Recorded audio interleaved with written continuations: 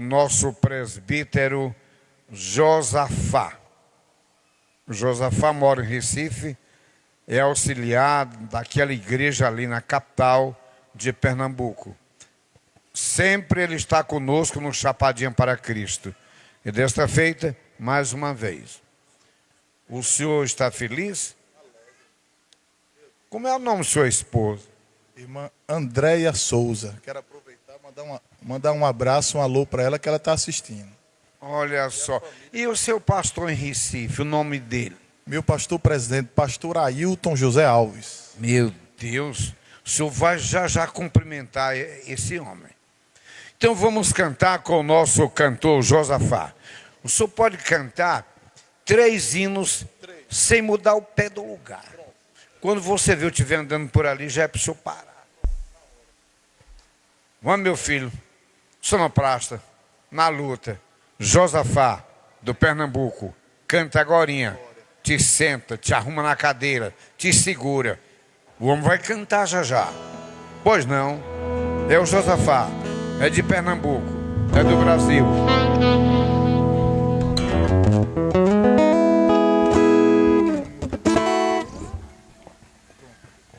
Pedir essa banda aí, que vai pagar o cachê é o pastor Elias, viu?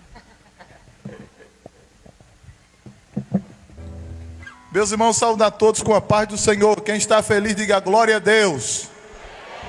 Ô glória, meus irmãos, está muito bonito daqui de cima ver uma multidão dessa adorando ao Senhor aqui em Chapadinha do Maranhão. É um prazer, um privilégio estar aqui com os irmãos. Quero agradecer a Deus por estar vivo. Teve gente que dormiu, mas não se acordou. Mas eu e você estamos vivos. Quem está vivo, levante a mão e diga aleluia. Ô glória, é um privilégio estar vivo. É assim, não é, irmãos? É verdade. Meus irmãos, eu quero agradecer também ao pastor da igreja, meu pastor lá em Pernambuco, pastor Ailton José Alves, sempre me permite atender os convites. E também um pastor desta igreja, o pastor Elias, que tenho já como amigo, ele, a esposa, a família. É um privilégio estar aqui com os irmãos, revendo o corpo de obreiro e essa igreja tão abençoada que um dia vamos morar juntos no céu. Estou acompanhando desde o início e está uma bênção, Jesus salvando, trabalhando, e creio que hoje não vai ser diferente, porque Jesus permanece o mesmo ontem, hoje e eternamente. Ô glória, orientados pelo pastor, quero convidar você para adorarmos ao Senhor junto e declararmos a fidelidade dele. Quem tem coragem de levantar a mão bem alto e dizer assim: Deus é fiel. Ô glória. Vamos fazer essa declaração? Te amo, Deus. Tua graça nunca falha. Todos os dias eu estou em tuas mãos.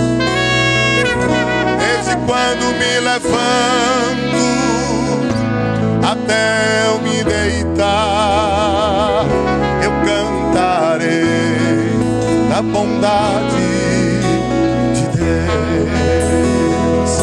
Se souber, declare isso. És fiel em todo tempo.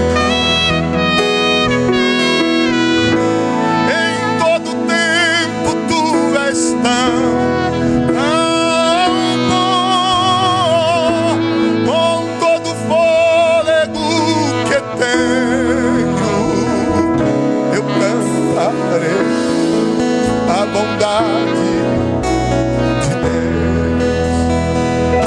A doce voz ele guia em meio ao fogo, na escuridão, tua presença me conforta. Sei que és meu Pai e que amigo és. Eu vivo a bondade de Deus. Só quem crê que Ele é fiel, diga: és fiel em todo tempo. Em todo tempo tu és tão bom. Com todo fôlego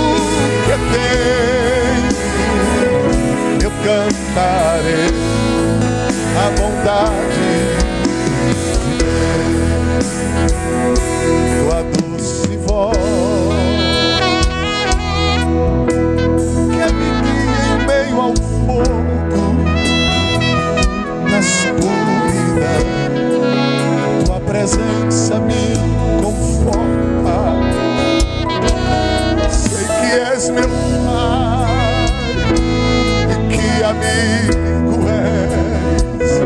Eu vivo a bondade de Deus. Deixa eu ouvir sua voz. És fiel em todo. Que coral lindo.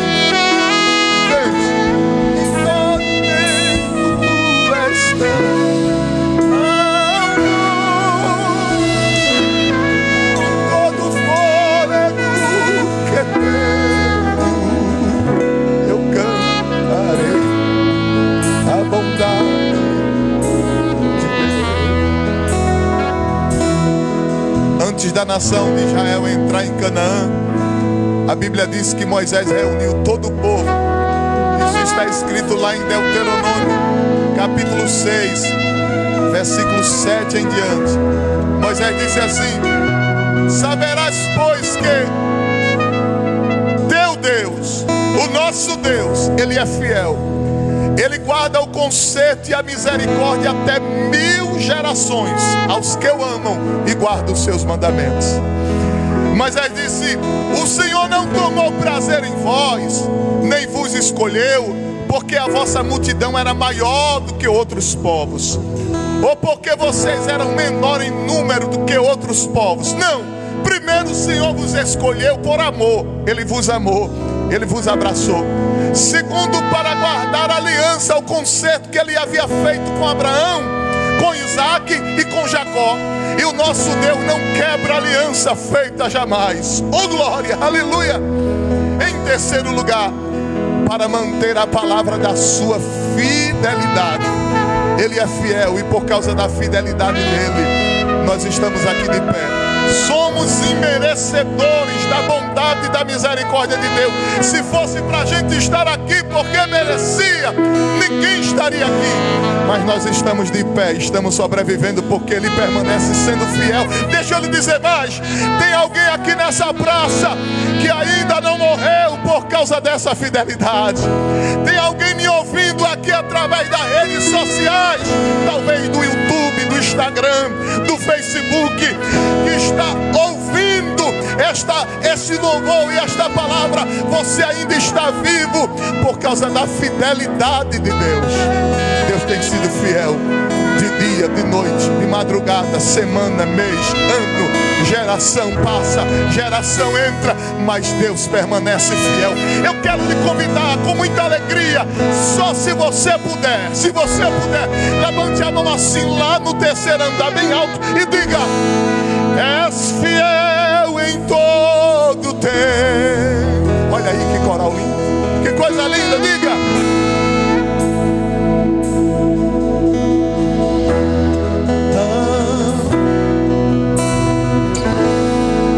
com todo o fôlego que tenho, eu cantarei a bondade de Deus. Oh, aleluia! Esse Deus tão fiel, tão grande, tão poderoso, olha dos céus para a terra e enxerga na gente o que ninguém enxerga, no meio dos defeitos, das falhas. Ele olha para nós e se agrada da gente. Oh, aleluia!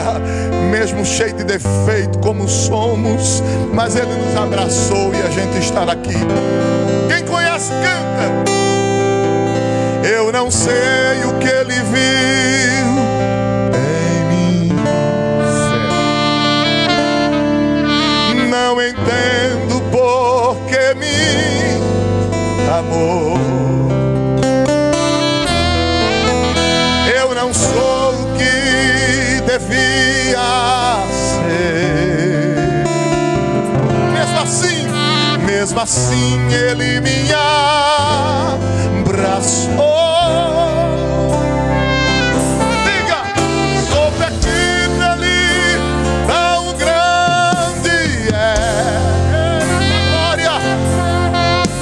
Eu sou falho, Ele é fiel. O que eu mereci era morrer, mas Ele me prometeu o quê? mas Ele me prometeu o céu, e eu só quero adorar, por isso estou aqui. E se eu não adorar, faltando em mim, eu jamais saberei porque me escolheu. Mas de uma coisa eu sei, tudo que tenho Ele me deu. Eu não sei o que Ele viu em mim, não entendo porque me amou. Eu não sou o que devia ser, mesmo assim Ele me abraçou. Sou pequeno, Ele tão grande é. Eu sou falho, Ele é fiel. Eu merecia era morrer, mas Ele me prometeu o céu, e eu só quero adorar, por isso estou aqui. E se eu não adorar, falta algo em mim, eu jamais saberei porque me escolheu. Mas de uma coisa eu sei, tudo que tenho Ele me deu. Tudo que tenho Ele me deu. Glória a Deus. Tome seu assento. A paz do Senhor, igreja. Louvor, gratidão a Deus pelo privilégio que Ele por graça me faculta, juntamente com a minha esposa, para retornarmos à Chapadinha e, como sempre, para cooperar com a igreja, quer no templo ou no Chapadinha para Cristo na praça. Ao pastor Elias, ao lado de sua muito digna esposa, missionária Cadinha, nossa saudação. Pastor Elias, toma assento na mesa diretora da nossa convenção, como segundo vice-presidente, o que tem sido uma honra, prazer e gratidão a Deus, por termos este decano da nossa igreja, nos representando muito bem, junto à nossa magna convenção. Que Deus prossiga com graça, abençoando o seu servo, família e ministério, haja vista as suas muitas atribuições. Antes de ler o texto da palavra, nós estamos na 19ª edição deste projeto, e os obreiros, membros e congregados desta igreja sabem desde sempre da importância do propósito desse trabalho. Em algum lugar as pessoas não conseguem definir um evento como este. Este é um evento da igreja para a cidade. Esse não é um evento da igreja para com ela mesma. Para isso, nós temos os templos. E aqui, começando com o nosso templo central, um suntuoso santuário. Agora é a igreja na praça. É a igreja proclamando o evangelho a cada habitante desta cidade, e por expansão há dezenas, centenas e milhares de pessoas que nos acompanham pelo Brasil e pelo mundo afora. Por esta razão, definitivamente, eu, pela graça de Deus, tenho uma mensagem para os chapadinhenses, para cada habitante desta cidade, os que estão aqui na praça, os que estão na circunvizinhança, aqueles que estão longe e este som está chegando lá, bem como, de novo, os que nos acompanham pelas redes sociais. A igreja ora e tira proveito certamente da mensagem. Para esta noite eu desejo usar como texto, para a partir dele ministrarmos a palavra, na Epístola aos Hebreus, capítulo 9, versos 27, parte do 28, mas nós vamos ler todo o versículo 28. Eu estou gostando muito do meu som de retorno, isso anima a gente, graças a Deus. Eu julgo, apesar da boa educação do auditório, essa mensagem é para que você sente-se, ou então quem está em pé fique aposto, não se localize. Eu não gosto de usar o termo reflexão. Eu não me sinto à vontade para chegar e dizer eu quero entregar uma reflexão. Não, eu vim entregar uma mensagem da parte de Deus. Mas é para você pensar na mensagem. É uma mensagem bastante racional àqueles que têm ouvidos para ouvir. Aos Hebreus 9, versos 27 e 28. E assim, como aos homens está ordenado morrerem uma só vez, vindo depois disso o juízo, assim também Cristo, tendo se oferecido uma vez por todas para tirar os pecados de muitos, aparecerá segunda vez, não para tirar pecados, mas para salvar aqueles que esperam por Ele. Quantos esperam a volta iminente de Cristo? Glória a Deus.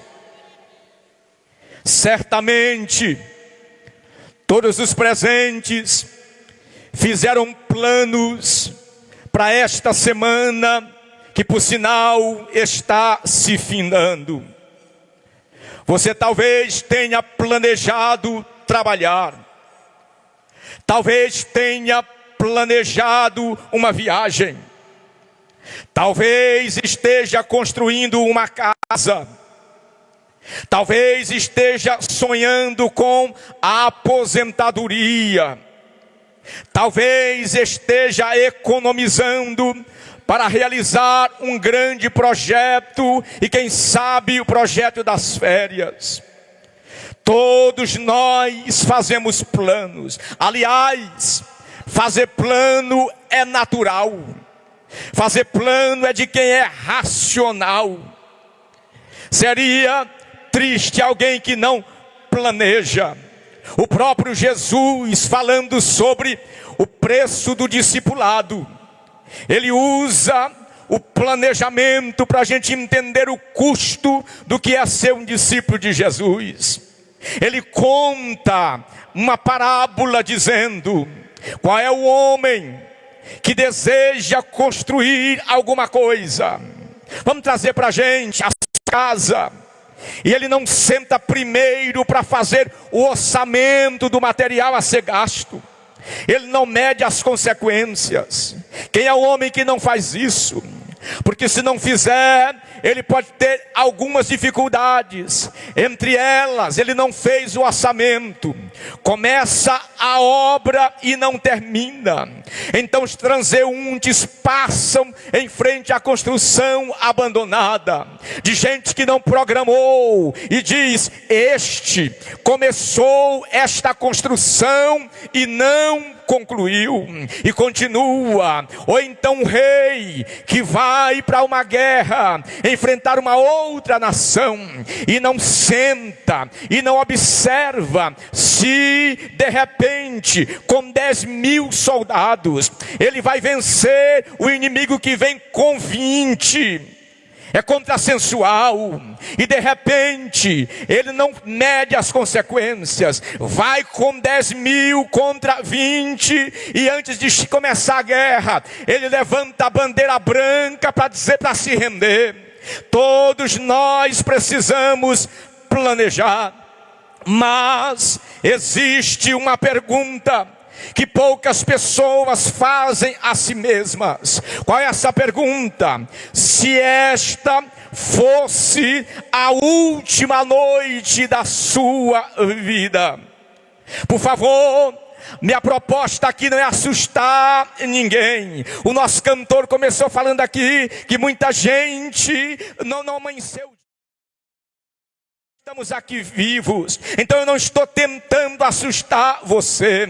Eu estou lembrando aos ouvintes que todos nós conhecemos, mas quase nunca encaramos. A propósito, de novo, Jesus alça uma parábola sobre essa questão de não nos preocuparmos com a eternidade. Ele diz: eu quero transliterar essa parábola para o nosso entendimento, especialmente nós que somos aqui do Nordeste. Ele diz: um certo homem foi bem sucedido naquele ano de colheita.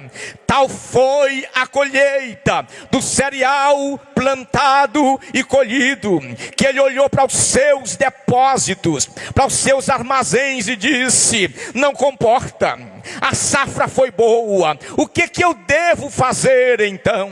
Aí ele tem uma sábia decisão: eu vou derrubar tudo, vou ampliar o meu celeiro, vou enchê-lo de sorte que eu não vou desperdiçar a minha colheita. E olhando para os seus armazéns cheios, vamos trazer para o Nordeste, arma sua rede na varanda e começa a balançar-se de um lado para o outro, e olha para os armazéns cheios e começa a confabular consigo mesmo. Introspectivamente ele olha para si e diz: alma, você tem muitos bens em depósitos, come, bebe, diverte-se, viva regaladamente. E enquanto ele está conversando consigo mesmo, Deus aparece, e esse tipo de gente que não é previdente, e esse tipo de gente que não se preocupa com a eternidade, Deus chama em sua palavra de louco. Essa é a palavra. Pessoas que não cuidam da eternidade, que se preocupam só com essa vida. É Deus, não é o pastor, não é o pregador. Deus disse: louco, esta noite te pedirão a tua alma, e o que tens em depósito, para quem será? Um dia alguém fez a seguinte pergunta: o que é que existe de mais democrático no mundo? O que é que há de mais democrático no mundo? Sabe qual foi a resposta? A resposta é a morte. Então por que a morte é o elemento mais democrático do mundo? Porque ela não pergunta a idade, ela não pergunta a profissão, ela não pergunta a religião, ela não pergunta a posição social, ela bate a porta de todos. A morte não consulta nossa agenda. Ela não pergunta se ainda temos sonhos. Ela não espera terminarmos nossos projetos. Ela simplesmente chega. Os senhores e senhoras há de concordar comigo, isso é fato. Todos os dias, hospitais recebem pessoas que acreditavam que voltariam para casa. Todos os dias, famílias recebem uma notícia que jamais esperavam ouvir. Todos os dias, cemitérios recebem homens e mulheres que poucas horas antes imaginavam que ainda tinham algum tempo de vida. Quem está me ouvindo, eu estou gostando da atenção do auditório. A morte chega sem avisar. Ela não respeita idade, não respeita riqueza, não respeita fama, não respeita posição social, não respeita, senhores e senhoras, a morte não respeita religião. Ela bate a porta do pobre e do rico, do jovem e do idoso, do empresário e do empregado, do governador e do cidadão comum, porque diante da morte todos somos iguais. Diante da morte, todos estão na mesma esfera. Atenção, chapadinha, a morte não respeita pessoas. Ela entra em palácios, entra em hospitais, entra em mansões, entra em barracos, entra nas grandes cidades, entra nos pequenos povoados. A morte, ela não pede autorização, ela não marca hora, ela não faz agenda, ela simplesmente chega. Mas fique tranquilo, esta noite eu não vim falar apenas da morte. Seria insensatez da minha parte, é desconhecimento teológico, inclusive, dessa verdade bíblica. Por que, pregador, que o senhor decidiu não falar apenas sobre a morte? Porque a morte não é o fim da história. Parece que alguém não consegue entender isso. Então repito, a morte não é o fim da história. Nós estamos vivendo um período chamado de tempo. O tempo dessa vida é muito curto. Na verdade, depois da morte é que a vida começa. A morte não é o fim da história. Existe algo muito mais sério a pensar, muito mais profundo, muito mais eterno. A palavra de Deus declara no texto que nós lemos: vindo depois disso o juízo. Que frase chocante, que frase impressionante. A Bíblia nos mostra que a morte não é um ponto final, é apenas uma porta. Depois dela existe um encontro com Deus. Depois dela vamos nos deparar frente a frente com o Senhor. Conta-se uma história de que um rei muito poderoso passou uma tarefa para os sábios do seu reino. Ele diz: preparem para mim uma frase que sirva tanto para os momentos de alegria quanto para os momentos de tristeza. Depois de muito tempo, os sábios se reuniram, fizeram uma convenção e debateram a proposta do rei e chegaram à conclusão de apresentar ao rei uma sentença curta, uma frase. Qual foi a frase? Isto também passará. A frase que os sábios trouxeram ao rei: isto também passará. O rei recebe a frase e começa a refletir: o que passará? O poder passará, a juventude passa, a beleza passa, a saúde passa, o dinheiro passa, as lágrimas passam, os dias passam, o ano passa, a vida passa, mas há algo que não vai passar. E o que não passará, pregador? A eternidade. A eternidade é sem fim, a eternidade não passa. Atenção, se hoje você fechasse os olhos pela última vez, onde você os abriria na eternidade? Essa pergunta é muito séria. Essa pergunta vale mais do que qualquer diploma, mais do que qualquer patrimônio, mais do que qualquer profissão, mais do que qualquer status, porque tudo aquilo que construímos nós não levaremos para a eternidade. Tudo aquilo que construímos ficará aqui, mas a alma seguirá para a eternidade. Jesus falou: o que aproveitará ao homem ganhar o mundo inteiro e perder a sua alma? Que pergunta fantástica, que pergunta extraordinária. Imagine, senhores e senhoras, um homem que conquistou tudo: casas, empresas, fazenda, dinheiro, reconhecimento, influência, mas perdeu a sua alma. O que terá adiantado? Absolutamente nada, porque a eternidade vale infinitamente mais do que o tempo. Exatamente nesse ponto que o Espírito Santo toma o escritor anônimo, o escritor aos Hebreus, e ele então traz a mensagem. Observou que o texto curto é muito sério.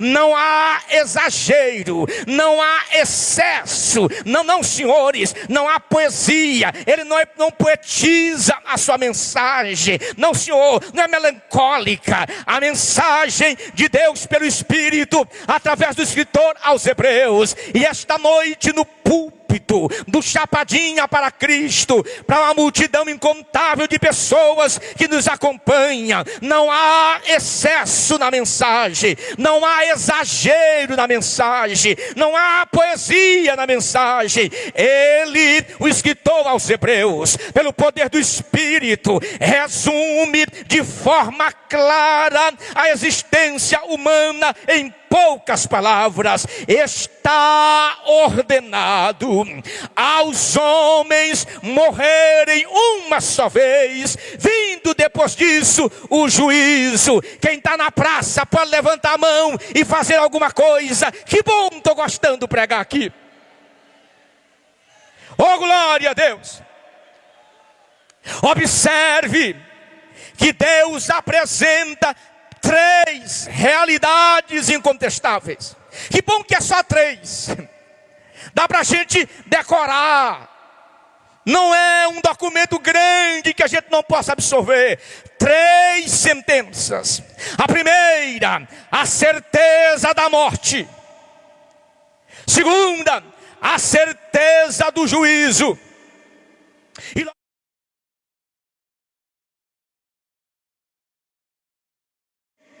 a mensagem que está sendo pregada gira em torno dessas três grandes verdades.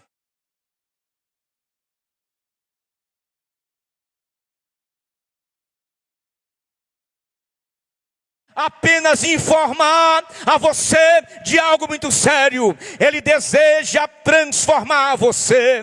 Ele te trouxe aqui esta noite para mudar a sua história, para mudar o seu presente e o seu futuro. Qual é a primeira sentença? A certeza da morte. Ninguém, absolutamente, certamente ninguém pode fugir do encontro com a eternidade. Olha o que a Bíblia diz: está ordenado aos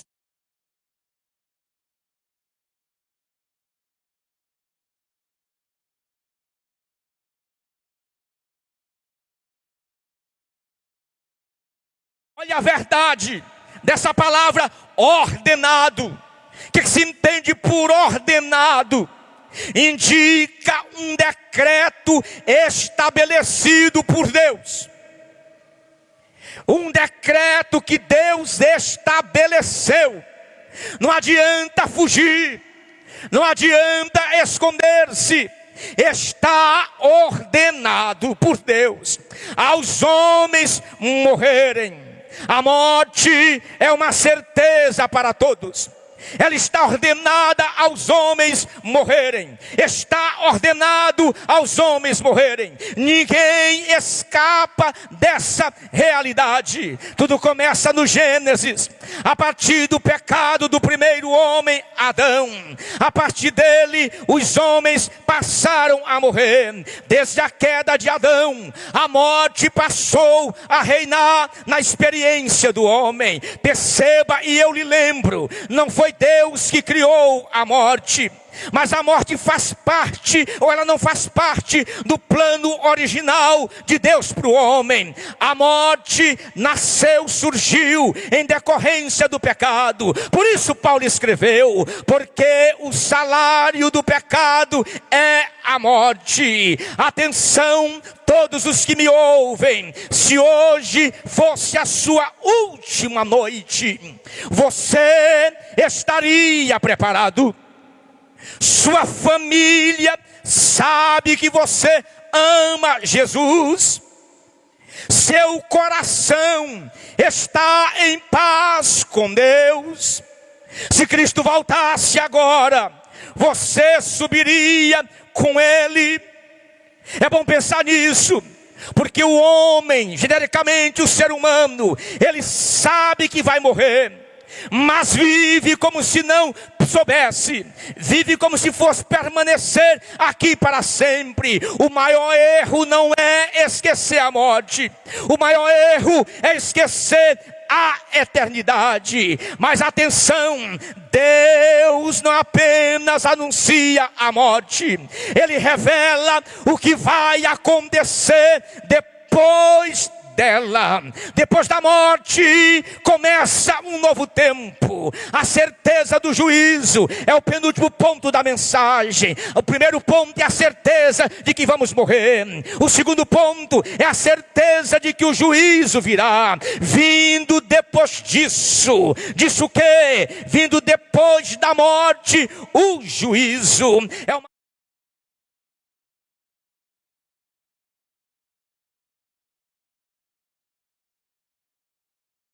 Não existe inexistência, existe um encontro com Deus, um encontro especial com Deus. Todos prestarão contas, cada palavra, cada pensamento, cada escolha, cada oportunidade rejeitada, tudo será colocado diante de Deus. Eu quero que você se reporte agora a um tribunal, a um grande júri, coisas feitas por homens, ainda no corpo do pecado, e alguns deles até ateístas, materialistas. Mas imagine um tribunal, ali ninguém consegue esconder provas, as testemunhas falam, os fatos aparecem. Agora imagine um tribunal de Deus, Deus como juiz.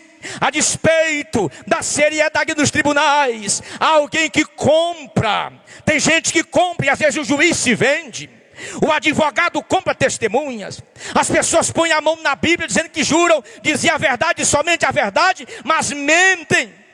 Agora imagine o tribunal onde o juiz é Deus, onde ele conhece aquilo que ninguém jamais descobriu.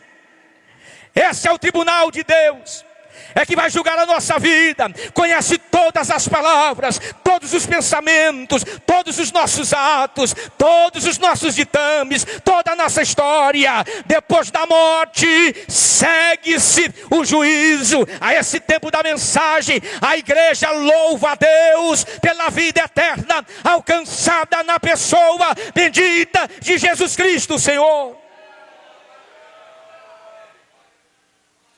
Imagine os irmãos, o colegiado de pastores, imagine os membros e congregados, até mesmo a pessoa amiga. Se nesse momento eu dissesse amém, obrigado pastor Elias, tome o microfone, uma interrogação ficaria na mensagem.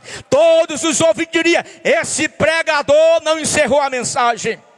Ele não concluiu a mensagem, e você está certa. A mensagem esta noite, do sexto dia, do Chapadinha para Cristo, não termina com a morte, porque se terminasse com a morte, todos nós estaríamos irremediavelmente perdidos. Mas Deus não encerra a história no juízo, onde o pecado condenou. É o verso 29. Cristo ofereceu salvação.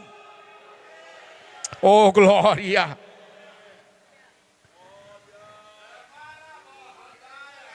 Onde o pecado condenou, Jesus chega e diz assim: pelo Elias Lima eu morro, pelo Joel Cruz eu morro, por Cadinha eu morro, pelos que estão tocando louvores a Deus eu morro, por você que está com a Bíblia e com o coração aberto para Deus, disse Jesus, eu morro. O homem caminhava para o juízo, aí Cristo entra na nossa história. Por isso que nós cantamos, nós amamos a mensagem da cruz, porque na cruz a justiça encontrou o amor. Na cruz a santidade encontrou a misericórdia. Na cruz o pecado encontrou o perdão. Na cruz o perdido encontrou esperança. Jesus não morreu porque era pecador. Jesus morreu porque éramos eu e você pecadores. Ele recebeu nossa condenação para nos oferecer justificação. Atenção, a essas alturas o povo de Deus jubila com essa mensagem. A cruz do meio, a mais alta, continua de pé. O sangue de Jesus, sangue puro, sangue eterno, sangue imaculado, sangue inocente, sangue remidor, continua poderoso. Eu encho o meu peito de ar para proclamar essa noite: há poder no sangue de Jesus. O túmulo de Cristo continua vazio. Jesus continua vivo. Jesus continua salvando. Bendito seja o nome do Senhor. Mas eu devo dizer a Chapadinha que a cruz não diminui a gravidade do pecado. Não, senhores. A cruz revela o grande amor de Deus. Sim, o mesmo Deus que julgará o mundo é o mesmo Deus que oferece perdão. Mas toda oferta exige uma resposta. Não tem conversa. Toda oferta exige uma resposta. E qual é a resposta? É o último ponto da mensagem. Qual é a mensagem? A certeza da decisão. Hoje você decide onde passará a eternidade. O Evangelho sempre exige uma resposta. Devo lembrar-lhes que ninguém sai de um culto da mesma maneira que chegou.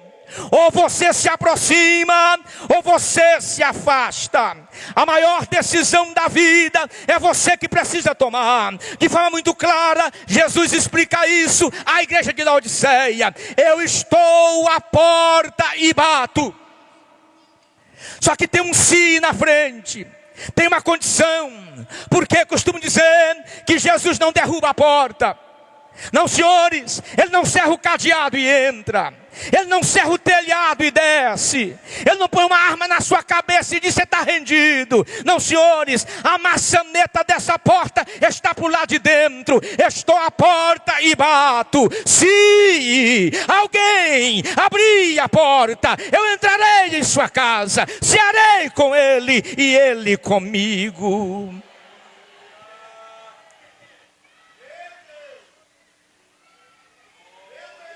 O que você fará com Jesus?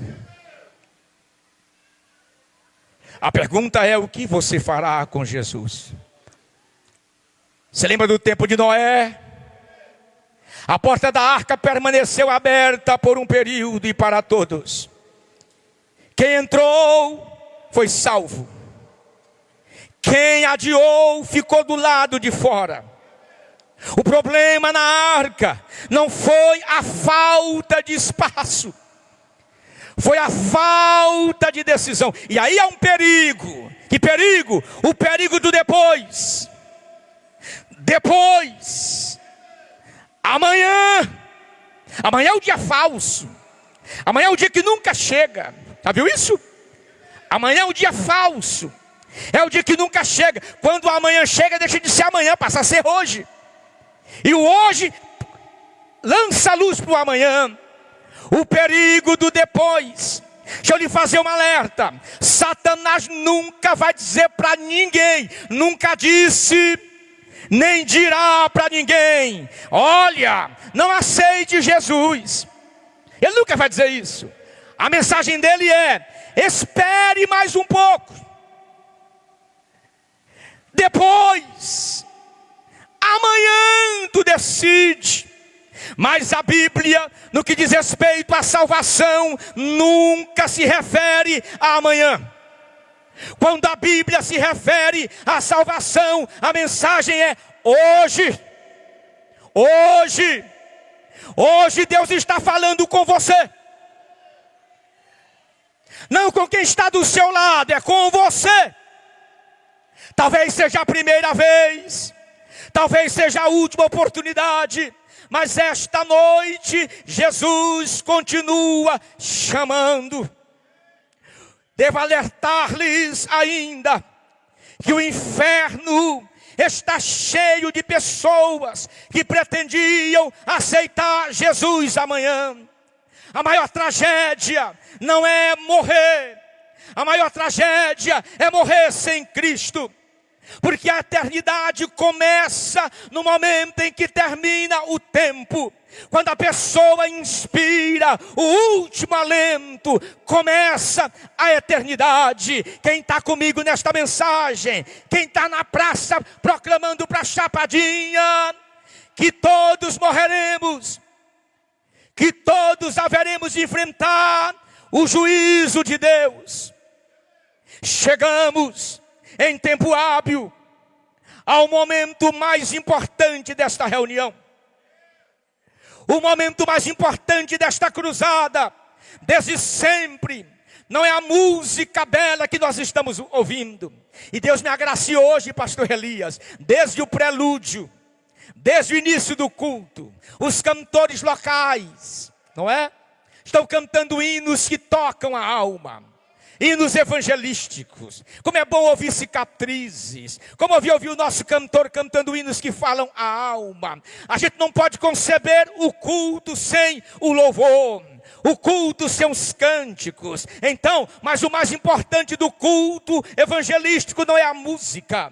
O mais importante do culto não é o pregador. Não, senhores, a coisa mais importante do culto não é o cerimonial de abertura. A coisa mais importante do culto é a decisão a ser tomada. Pois chegou esse momento, chegou o momento da decisão.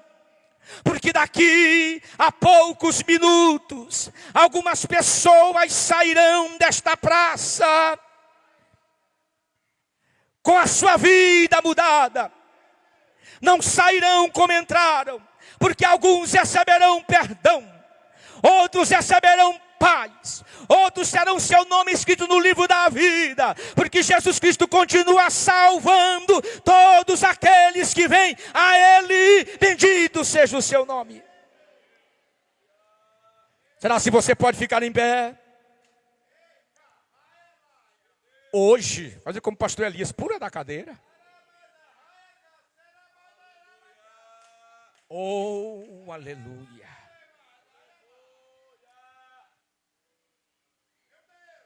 Eu estou pregando, estou olhando para a igreja, pastor Elias, todo o auditório olhando para cá, ninguém disperso. Tenho uma alma agradecida a Deus, porque está dizendo: eu tenho vida eterna. Já foi lido essa noite João 3,16. Porque Deus amou o mundo de tal maneira que deu o seu Filho unigênito, para que todo aquele que nele crê não pereça, mas tenha a vida eterna. A igreja ora, e quem quiser pode adorar a Deus, não faz mal. Eu consigo sintetizar esta mensagem evangelística em 5 frases. Na verdade, em 4 frases. A primeira frase: a morte é certa. Se a morte é inevitável, então a maior pergunta da vida não é quanto tempo você viverá, mas se você está preparado para encontrar aquele que venceu a morte. A segunda frase que me faz resumir essa mensagem é: o juízo é inevitável. O mesmo Deus que é juiz santo é também o Pai que em seu amor providenciou um Salvador aos pecadores. Eu sintetizo essa mensagem em último lugar: a cruz é suficiente. Porque a cruz não foi um acidente da história, não foi um erro de cálculo, não foi uma falha na agenda de Deus, foi um encontro da justiça de Deus com sua infinita misericórdia.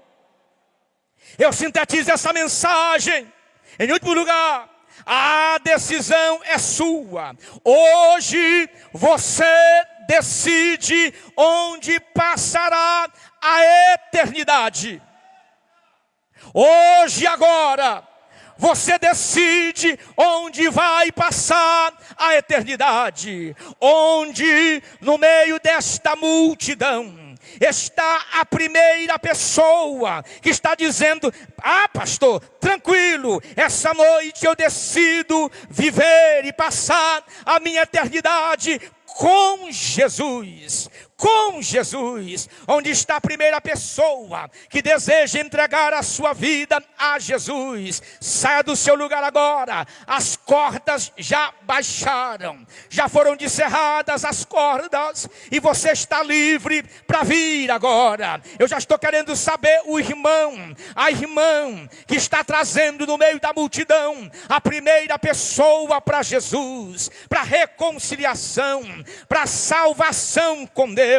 Bendito seja o nome do Senhor. Vem depressa, vem correndo, vem chorando, vem sorrindo. Venha com os teus pecados, venha com o teu fardo, venha com o teu problema, venha com as tuas dores, venha com o teu dilema, venha como você está, venha só, venha trazido, venha para Jesus agora. Ele te ama, Ele te chama, Ele te espera, Ele te salva, Ele te perdoa.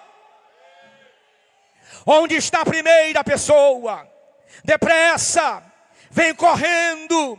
Enquanto o cantor, com a permissão do pastor, toca e canta o hino evangelístico, vem para Jesus agora. Vem depressa, porque Ele te ama, Ele te chama. Nós estamos esperando sair de algum lugar desse auditório a primeira pessoa para Jesus esta noite. Jesus é o Salvador. Oh, glória! É esse hino. Quem está vindo? Quem está vindo? Está vindo ali a primeira pessoa. Bendito seja o Senhor. Não importa o teu estado, não importa como você se encontra, física, social, emocional, não importa sua religião. Não, nós não estamos aqui anunciando religião, nós estamos aqui anunciando Jesus. Onde está a segunda pessoa? Vem depressa. Canta forte, cantor. Oh, vem. Nós estamos esperando você. Quem foi que trouxe uma pessoa amiga para o culto? Quem trouxe uma pessoa amiga para a cruzada? Solenemente venha. Você não pode mudar o passado, não conhece o amanhã. não pode impedir a morte. Mas hoje você pode decidir onde passará a eternidade. A porta da graça está aberta. A porta da graça está aberta. Vem! A porta da graça está aberta. Corra! Cristo continua chamando. Vinde a mim. Amanhã pode ser tarde. Hoje é o dia da salvação.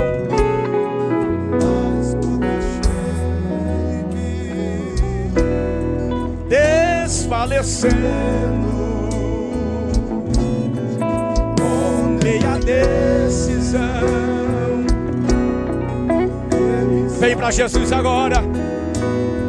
Quem sabe esta não seja a última vez que Deus esteja falando com você. Quem sabe esta é a última vez que Deus esteja falando ao seu coração. Meu amigo, minha amiga, venha para Jesus hoje. Durante esta mensagem, Deus falou ao seu coração, à sua mente. Durante esta semana você ouviu algumas coisas. Você ouviu vozes de preocupações, de medo, notícias desagradáveis, dificuldades, lutas. Mas esta noite você está ouvindo que há alguém especial batendo a porta do seu coração, te chamando para a salvação. Onde há mais alguém para Jesus, vem depressa. Vem para Jesus que te ama. Vem para Jesus que te chama. Vem para Jesus que te convida. Bendito seja o seu precioso nome. Eu estou já devolvendo o microfone ao pastor. Mas para mim sair daqui em paz com a minha alma e o meu coração, para que eu saia daqui consciente, como de fato estou, de que pregamos a mensagem que esta cidade precisaria ouvir esta noite. Nós temos aqui espalhadas, e muitos de vocês trouxeram cadeiras brancas onde estão assentados. Quem é o irmão? Quem é a irmã? Me ajude aí, pastor. Quem é o irmão? Quem é a irmã que tem a consciência de que está sentado ao lado de uma pessoa amiga? Só um instantezinho. Eu estou perguntando ao auditório. Levante a mão só os que são crentes na pessoa bendita de Cristo. Levante a mão e reaja. Pois eu estou perguntando para você: quantos dos irmãos e irmãs estão sentados ao lado de uma pessoa amiga? Ou estão já em pé ao lado de uma pessoa amiga? Não faz muitos dias, pastor Elias, que nós estávamos em um grande evento interno de uma igreja. E o pregador, muito animado, ele disse que tinha proposto a Deus naquele dia 100 almas, num evento interno, com crentes, com jovens, fardados. E ele começou a fazer um apelo. E jovens fardados e de Bíblia vindo à frente. E ele começou a contar, irmã Cadinha. E os jovens vindo. Aí ele, falta só 10, falta não sei quanto. Eu digo, que legal, que bom, que lindo. Inscrever-se tanto de jovens de Bíblia, fardados em um congresso. Eram jovens crentes. Eram jovens do vocal. Eram jovens da coreografia. Eram jovens da EBD. O apelo aqui é claro. Eu não estou convidando crentes para vir à frente. Nós estamos convidando pessoas amigas que desejam entregar a vida a Cristo. A cruzada é para a cidade. É para evangelizar as pessoas. Os crentes recebem certamente alguma mensagem de Deus, porque reflete no que estão ouvindo. Há pessoas dentro da igreja que não estão preparadas para encontrar-se com Jesus. Há pessoas dentro da igreja que não estão prontas para encontrar-se com Jesus hoje. Então, para estes, a mensagem está servindo. Conserte a sua vida com Deus. Aceite a Jesus como Salvador e Senhor da sua vida. Alguém deseja? Venha, pois Jesus está aqui poderoso para salvar. Os crentes, levante as duas mãos para Deus do céu. Levante a mão lá no alto. Oh, que coisa linda. Não baixe sua mão. Segure a sua mão. Quem está com a mão levantada, pode adorar a Deus na praça? Pode, agora sim, pode glorificar a Deus pela salvação em Cristo. O apelo está aberto. Não baixe sua mão, porque eu estou devolvendo o microfone ao pastor da igreja, com a igreja enchendo essa praça de glória, com a igreja enchendo essa praça de louvor a Deus, bendizendo o nome de Jesus. E enquanto você está com a mão levantada, eu estou orando por sua casa, por sua família, por seu casamento, por seus filhos. Eu estou ministrando a bênção de Deus sobre a tua saúde. Recebe cura, recebe perdão de Deus, recebe alívio físico, espiritual, emocional. Todos os medos nós os vencemos esta noite em nome de Jesus. Síndrome do pânico, ansiedade, depressão. Somos o povo mais feliz da terra, e estas coisas nós vencemos no poder e na autoridade que há no nome de Jesus o Senhor. Quem toma posse da bênção, quem toma posse da vitória? Pastor Elias, uma alma para Jesus. Ai, nós louvamos o teu nome, celebramos a ti por esta noite, pelos cânticos já entoados, pela mensagem do Evangelho, pela continuação da festa.